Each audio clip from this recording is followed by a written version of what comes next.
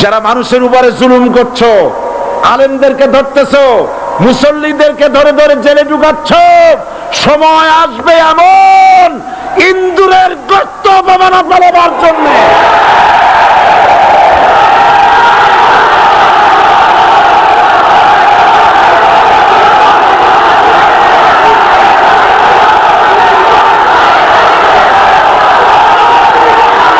এই দলটির নাম ছিল আওয়ামী মুসলিম লীগ। এই দলটির নাম ছিল কি? আওয়ামী মুসলিম লীগ। তখন তারা নারায়ে তাকবীর, আল্লাহু আকবার ধ্বনি দিত, স্লোগান দিত, কিন্তু ধর্মনিরপেক্ষ মতবাদ দলীয় আদর্শ হিসাবে গ্রহণ করার কারণে নারায়ে তাকবীর, আল্লাহু আকবার এই স্লোগান তারা বর্জন করেছে। 1972 সনে যখন তারা ক্ষমতায় এলেন, তখন সংবিধানের শিরোনামে মুসলিম প্রথা সিদ্ধ বিসমিল্লাহির রহমানির রহিম তারা পরিত্যাগ করেছিল। সমস্ত বিশ্ববিদ্যালয়ের মনোগ্রাম থেকে ইকরা বিসমি রাব্বিকাল্লাযী খালাক রব্বি জিদনি ইলমা এটাকে তারা বাদ দিয়েছিল। সলিমুল্লাহ মুসলিম হল এই নাম থেকে মুসলিম শব্দ বাদ দিয়েছিল। নজরুল ইসলাম কলেজের নাম থেকে ইসলাম শব্দ বাদ দিয়ে শুধু নজরুল কলেজ করেছিল। এগুলি অসত্য না সত্য? বর্তমান এই সরকার ধর্মনিরপেক্ষ হওয়ার কারণে ইসলাম এবং মুসলিম বিদ্বেষী, তার অসংখ্য প্রমাণ এই জাতির কাছে রয়েছে। দেশের শ্রেষ্ঠ সন্তান হচ্ছে আলেম ওলামা, পীর বুজুর্গ, বলেন সুবহানাল্লাহ। দেশের শ্রেষ্ঠ সন্তান পীর মাশায়েখ আলেম ওলামাদের বিরুদ্ধে কোন জায়গায় কোন দুর্ঘটনা ঘটলেই তাদেরকেই দায়ী করা হয়। হরকতুল জিহাদ, লাদেন বাহিনী, তালেবান নাম করে আলেমদেরকে গ্রেফতার করে এই সরকার পুলিশ দিয়ে নির্যাতন করেছে সরকার। দুশমনের শক্তিটা খুব বড়ই দেখা যায়, মনে হয় যেন অনেক বড় কি জানি কি। আল্লাহ পাক বলছেন ইন্না কাইদাশ শায়তানে কানা দাঈফা। শয়তানের চক্রান্ত যতই তুমি মনে করো অনেক ষড়যন্ত্রের জাল বিস্তার হয়ে আছে, আল্লাহ কয় কিছুই না, দাঈফা অত্যন্ত দুর্বল। আগুনের ভিতর থেকে আওয়াজ বেরিয়ে এলো, নমরুদ আমার ভিতরে দাহ্য শক্তি, জ্বালানো শক্তি আছে কি নাই যদি প্রমাণ করতে চাও, টেস্ট করতে চাও, তুই নিজে আয়, তোরে সুদ্ধা তাম দুনিয়া জ্বালাই দিতে পারি, ইব্রাহিমের এক গাছা পশম জ্বালাইতে পারি না। বিশ্বকবি আল্লামা ইকবাল কি সুন্দর করে বলেছেন, আজ ভি হো জু ইব্রাহিম কা ইমা पैदा आग कर सकती है एक अंदाजे गुलिस्ता पैदा।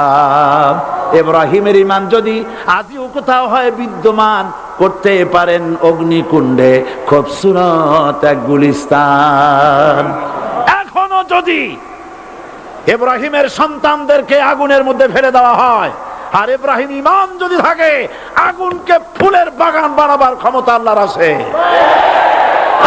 রাষ্ট্র শক্তি, তাদের হাতে অস্ত্রপাতি তো খুব শক্তি, আর যারা একবার ক্ষমতায় যায় ওরা মনে করে এই ক্ষমতা থেকে আমাদেরকে কেউ নামাইতে পারবে না।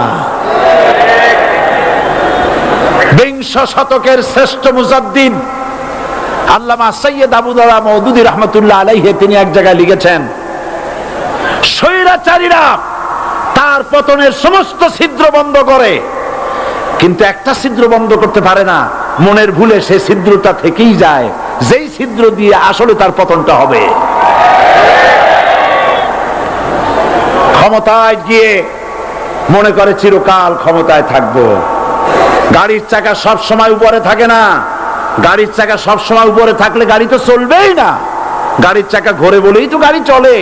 সুতরাং এই উপরে তোমার চাকা উপরে এখন আছে বলে, তোমার দলের চাকা উপরে আছে বলে যারা মানুষের উপরে জুলুম করছো, আলেমদেরকে ধরতেছো, মুসল্লিদেরকে ধরে ধরে জেলে ঢুকাচ্ছ, সময় আসবে এমন ইন্দুরের গর্ত অপমানা পালাবার জন্য।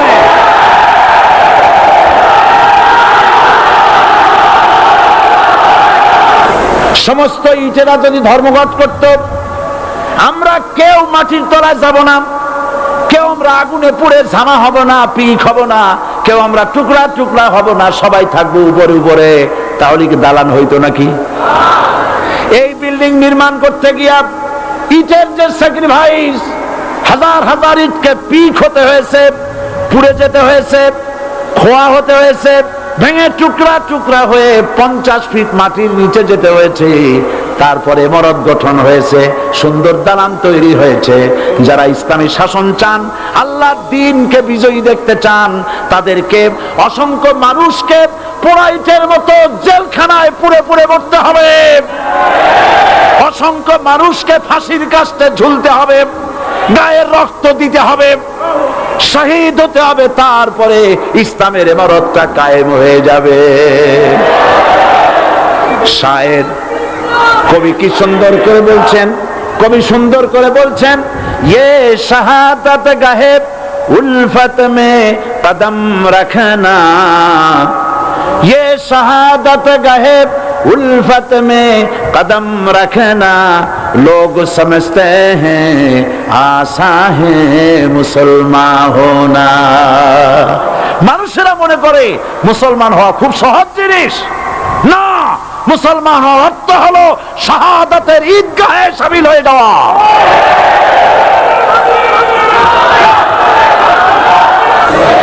আমরা নাকি ধর্মের নামে রাজনীতি করি। আমি বলি, ধর্মের নামে আমরা রাজনীতি করি না, আমরা ধর্মীয় রাজনীতি করি। কথাটা বুঝে আসছে কিনা? ধর্মের নামে রাজনীতি তো সেই ব্যক্তি করে 1996 সনের নির্বাচনের আগে যিনি মাথায় পট্টি বেঁধেছিলেন, যিনি শপথ গ্রহণের সময় হাতে তসবিহ পড়েছিলেন, ধর্মের নামে রাজনীতি তিনি করেছেন। আজ আজ অনেকগুলি ডিগ্রি পেয়েছেন তিনি, অনেকগুলি ডিগ্রি পেয়েছেন। কয়টা? মুখস্থ হয়ে গেছে আপনাদের। শকুনেরা, শকুন যদি গরুর গোশত কিনে খাওয়া লাগতো, 80 টাকা কেজি দরে শকুনে এত গোশত কিনে খাইতে পারতো না। লেখাপড়া করে যদি ডিগ্রি নেওয়া লাগতো, এত ডিগ্রি কপালে জুটতো না। পয়সা দিয়া ম্যানেজ করা ডিগ্রি, কিন্তু 9টা নিলে কি হবে? আসল ডিগ্রিটা এখনো বাকি আছে। আসল ডিগ্রি কোনটা?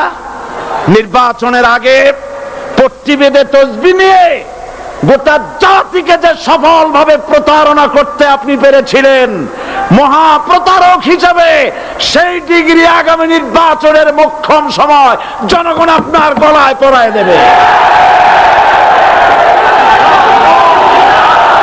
কোরআন নিয়ে বাঁচতে চাই, এই কোরআন নিয়ে মরতে চাই, এই কোরআন থেকে আমাদেরকে বিচ্ছিন্ন করতে চায় কাফের, বেঈমান, মুশরিকেরা।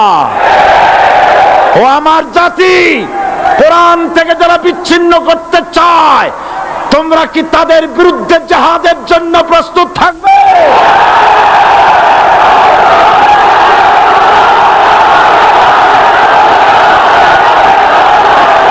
আজ আমাকে কথা বলতেই হবে ইনশাআল্লাহ, কারণ আগামীতে আবার আপনাদের সাথে দেখা হবে কিনা আমি জানি না। কথা বলতেই হবে। বসেন, কেউ দাঁড়িয়ে থাকবেন না। আমি দেখতে পাচ্ছি বাংলাদেশের ভাগ্য আকাশে উত্তর গগনে কালো মেঘ জমা হয়েছে, ঝড়ের পূর্বাভাস লক্ষ্য করছি।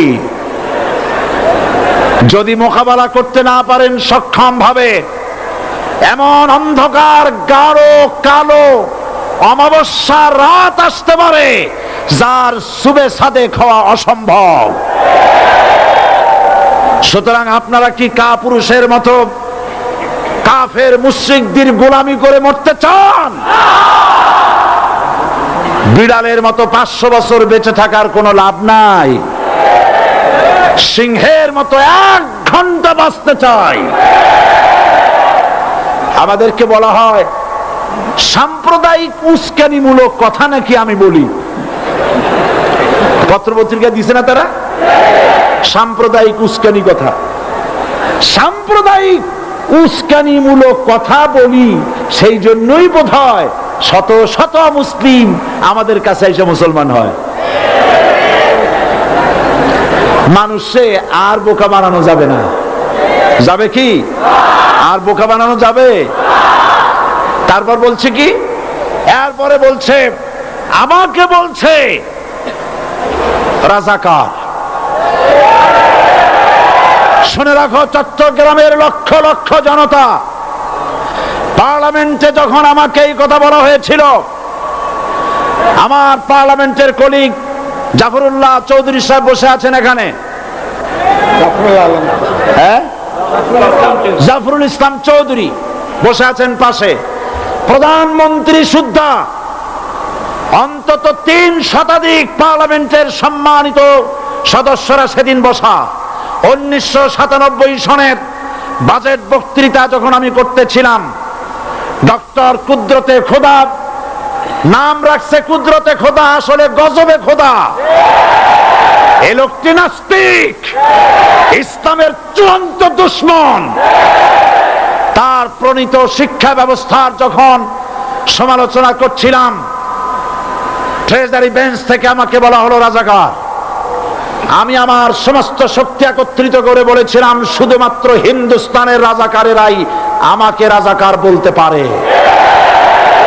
আমি বলেছিলাম 1973 সন পর্যন্ত আমি বাংলাদেশের কোন রাজনৈতিক দলের নেতা এবং কর্মী ছিলাম না। আমি রাজাকার নই। আমাকে রাজাকার বলে যদি তাকেও প্রমাণ করতে না পারে, 10 কোটি টাকার মানহানি মামলা দায়ের করব। আমার এই বক্তব্য সারা দুনিয়া শুনেছে। পার্লামেন্টে আমার এই বক্তব্য রেকর্ড হয়ে আছে। সেদিন 3 শতাধিক পার্লামেন্ট মেম্বারের কেউ আমার চ্যালেঞ্জ গ্রহণ করেন নাই। যে কোনো ব্যক্তি পার্লামেন্টে গিয়ে আমার বক্তৃতা দেখে আসতে পারেন। এরপরে 1997 সনের 7ই অক্টোবর দৈনিক জনকণ্ঠ পত্রিকা যখন আমার বিরুদ্ধে লিখলো, সেই পত্রিকায় সাইদির ওপেন চ্যালেঞ্জ 8ম পাতা, 1997 7ই অক্টোবর, এত বড় 2 কলামে হেডিং। সেখানে আমি বলেছি, বাংলাদেশের সকল সাংবাদিক, গোয়েন্দা বিভাগ, বাংলাদেশের সকল বুদ্ধিজীবীকে আমি আমার পিরোজপুরে আমন্ত্রণ করছি।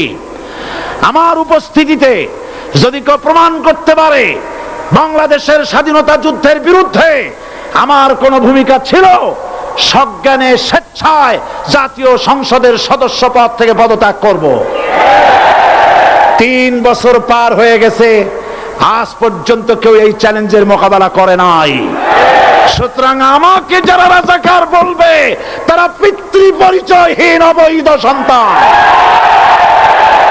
1971 সনের, শোনো মুসলমানেরা, 1971 সনের কোন কাদা সাইদির গায়ে লাগে নাই। আমাকে রাজাকার বলে জনগণ থেকে বিচ্ছিন্ন করবা, জনগণ থেকে আমারে বিচ্ছিন্ন করা যাবে না। কারণ এই জনগণ আমার জন্য আসে না, এই জনগণ আসে আল্লাহর কোরআনের জন্য। আবু জাহেলের গোষ্ঠী, আবু জাহেলের গোষ্ঠী মনে করেছে সোজা আঙ্গুলে ঘি যখন উঠলো না, আঙ্গুল বাঁকা করতে হবে। শুরু হয়ে গেল অত্যাচার, শুরু হয়েছে না? হযরত সুমাইয়া রাদিয়াল্লাহু তাআলা আনহা কি নির্মম ভাবে, নিষ্ঠুর ভাবে তাকে শহীদ করা হলো। খাব্বাব, খুবাইব, হযরত খাব্বাব রাদিয়াল্লাহু তাআলা আনহুকে দেখে হযরত ওমর একদিন বলছিলেন, খাব্বাব তোমার পিঠে এত গর্ত কেন? এত গর্তওয়ালা পিঠ আর এত চিকুন কোমর আমি তো জীবনেও দেখিনি। হযরত খাব্বাব বলেছেন, ওমর জানো না, ইসলাম কবুল করার অপরাধে, কালেমা পড়ার অপরাধে কাফির বেঈমানেরা আমাকে মারধর করেছে।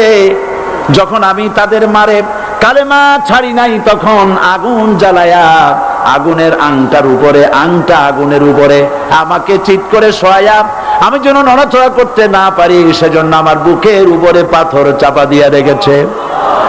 আগুনে গোশত পুড়ে পুড়ে আগুন ভিতরে ঢুকেছে, গায়ের রক্ত আর চর্বি গলে গলে পড়ে আগুনগুলো নিভেছে। ওই পিঠে যে গর্ত হয়েছে আজও পর্যন্ত সেই গর্ত মিটে যায় নাই।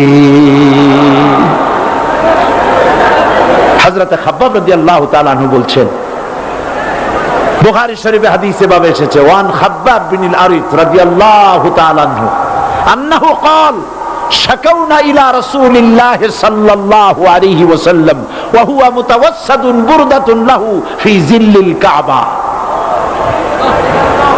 আমি গেলাম রাসূলুল্লাহর কাছে, যে দেখি হুজুর বাইতুল্লাহ শরীফের ছায়ায় আরাম ফরমাচ্ছেন। আমি কাছে গিয়ে বললাম, আলা তাস্তানসিরু লানা আলা তাদউ লানা ইয়া রাসূলুল্লাহ, হে রাসূল আপনি কি আমাদের জন্য দোয়া করবেন না? আপনি কি আমাদের জন্য আল্লাহর কাছে সাহায্য প্রার্থনা করবেন না? মার খেয়ে খেয়ে তো শেষ হয়ে গেলাম। শুনতেছেন আপনারা? আল্লাহর নবী উঠে বসলেন, বললেন, খাব্বাব শোনো, তোমাদের আগে যারা এই পৃথিবীতে এসেছিলেন দ্বীনের দাওয়াত দেওয়ার জন্য, সমকালীন রাষ্ট্র শক্তি তাদেরকে ধরতো, ফায়ুখাজুর রাজুলু ফায়ুহফারু লাহু ফিল আরদ, তার জন্য তারে ধরে নিয়ে মাটির মধ্যে গর্ত করত, ফায়ুজআলু ফিহা, এরপরে সেই গর্তের ভিতরে তাকে কোমর পর্যন্ত গেড়ে দিত। সুম্মা ইউতা বিল মানশার, এরপরে করাত আনা হতো, ফায়ুদাউ আলা রাসিহি, এরপরে করাতটা মাথার উপরে রাখা হতো, ফায়ুজআলু নিসফাইন, এরপরে করাত দিয়া চিরে চিরে জীবিত মানুষটাকে দ্বিখণ্ডিত করে ফেলে দিত। মা ইয়াসুদ্দুহু যালিকা আন দীনি, এত কষ্ট দেওয়ার পরেও, এত জুলুম করার পরেও দ্বীনের দায়ীদেরকে এক চুল পরিমাণ আল্লাহর রাস্তা থেকে তারা সরাই দিতে পারে নাই। ওয়াল্লাহি, ও খাব্বাব, আমি আমার আল্লাহর নামে কসম করি। মুসলমান কে কসম করতেছে? আল্লাহ রাসূল। আমি আমার আল্লাহর নামে কসম করি, ওয়াল্লাহি লা ইউতাম্মান্নাল্লাহু হাযাল আমর হাত্তা ইয়াসিরুর রাকিবু মিন সানা ইলা হাযরামাউত। সেদিন বেশি দূরে নয়, ইয়েমেনের রাজধানী সানা থেকে শুরু করে সৌদি আরবের হাযরামাউত পর্যন্ত হাজার হাজার মাইল, এই দীর্ঘ পথে যুবতী নারী তার সৌন্দর্যের পশ্চা নিয়া, আর ধনাঢ্য ব্যক্তিরা সওদাগরেরা তাদের টাকা পয়সা নিয়া একাকে নিয়ে অথবা দলবদ্ধ ভাবে মানুষেরা যাতায়াত করবে। লা ইয়াখাফু ইল্লাল্লাহ, মানুষের মনের মধ্যে কোনো ভয় থাকবে না। এমন একটা সময় আসবে, সকলকেই মনে রাখতে হবে, কাফের মুশরিক মুনাফিকদের অধীনে গোলামীর জিন্দেগীর চাইতে ঈমান হেফাজত এবং স্বাধীনতা রক্ষার জিহাদে শরীক হয়ে শাহাদাতের মৃত্যু হাজার গুণে শ্রেয়। তারা চায় আমাকে জনগণ থেকে বিচ্ছিন্ন করতে, কিন্তু জনগণ থেকে আমাকে বিচ্ছিন্ন করা যাবে না। কারণ আমার আকর্ষণে মানুষ আসে না, আকর্ষণ হলো আল্লাহর কোরআন। জনগণকে বিচ্ছিন্ন করা যাবে না। এই চট্টগ্রাম থেকেই ইসলামী রাষ্ট্রের ঘোষণা হবে। এদেশের ভাগ হয়ে গেছে দুটো শিবির, বোঝাই যাচ্ছে।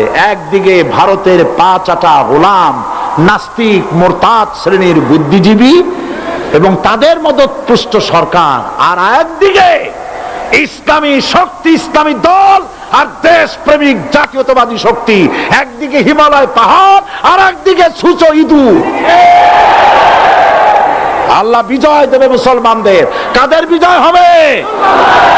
বাংলাদেশে কোরআনের রাজ কায়েম হোক, তাকে আপনারা চান? কারা কারা চান দু হাত উঁচু করে দেখান। দাঁড়াবেন না, দাঁড়াবেন না। আমাদের যারা মৌলবাদী বলে ওরা হলো আগাবাদী। মূলে আছে কত কোটি? 12 কোটি। মূলে আছে কত কোটি? আর আমাদের যারা মৌলবাদী বলে ওই থাকো গাছের আগায়, আমরা মূলে। লাফালাফি বেশি করবা না, 12 কোটিতে গাছের গোড়া আসতে নানা দেবে, মামু বাড়ি দিল্লি গিয়ে পড়বা, বাংলার জমিনে জায়গা হবে না। এ কথা বিশ্বাস করো। বাংলাদেশের মুসলমানদের শরীরে এক বিন্দু রক্ত থাকতে শয়তানের তৈরি করা ধর্ম নিরপেক্ষ মতবাদ বাংলার জমিনে কায়েম হতে দেওয়া হবে না, হবে না।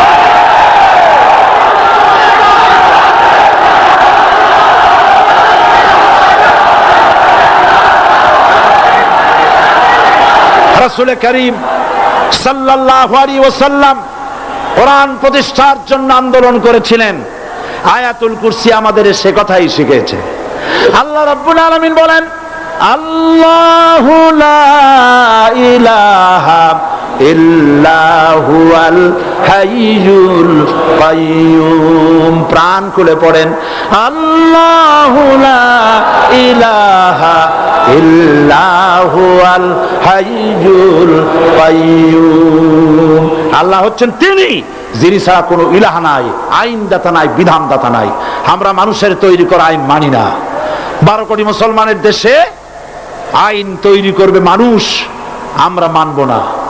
পার্লামেন্টে তৈরি হতে হবে কোরআন দিয়ে, পার্লামেন্টে আইন তৈরি হতে হবে কোরআন দিয়ে। সুতরাং ভয় যতই পান আর যতই ষড়যন্ত্র করেন, 4 দল যখন একত্রিত হয়েছে, ঐক্যবদ্ধ থাকবে, সরকার ঐক্যবদ্ধভাবে গঠন হবে, নির্বাচন ঐক্যবদ্ধভাবে হবে এবং কোরআন হবে, আল কোরআনের পার্লামেন্ট হবে বাংলাদেশে।